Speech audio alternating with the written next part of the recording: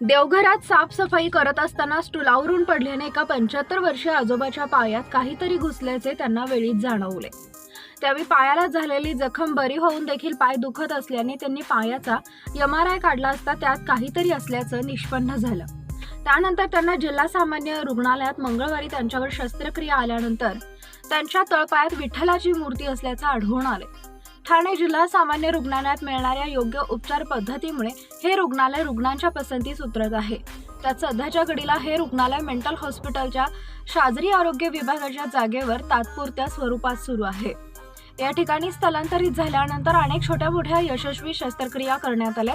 अशातच मंगळवारी देखील एका 75 वर्षीय आजोबाच्या तळपायाची यशस्वी शस्त्रक्रिया करत त्यांच्या पायात घुसलेली मूर्ती काढण्यात जिल्हा रुग्णालयातील डॉक्टरांना यश आलंय.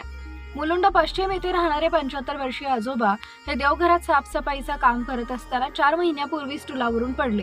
त्यावेळी त्यांच्या पायाच्या तळव्यात काहीतरी घुसल्याने त्यांना जखम झाली होती.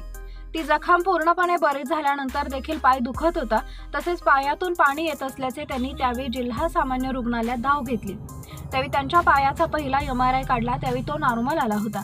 त्यानंतर पुन्हा दुसऱ्यांदा MRI काढल्यानंतर काहीतरी असल्याचं निष्पन्न झाले. त्यानंतर जिल्हा शल्य चिकित्सक डॉक्टर कैलास पवार यांच्या मार्गदर्शनाखाली मंगळवारी orthopaedic surgeon doctor Vilas Salve आणि त्यांच्या टीमने त्या 75 वर्षीय आजोबांच्यावर शस्त्रक्रिया करण्याचा निर्णय घेत अर्ध्या तासाच्या यशस्वी प्रयत्नाने पायातून ती वस्तू बाहेर काढली. त्यामुळे ती लोखंडाची पट्टी नसून विठ्ठलाची मूर्ती असल्याचे समोर आले.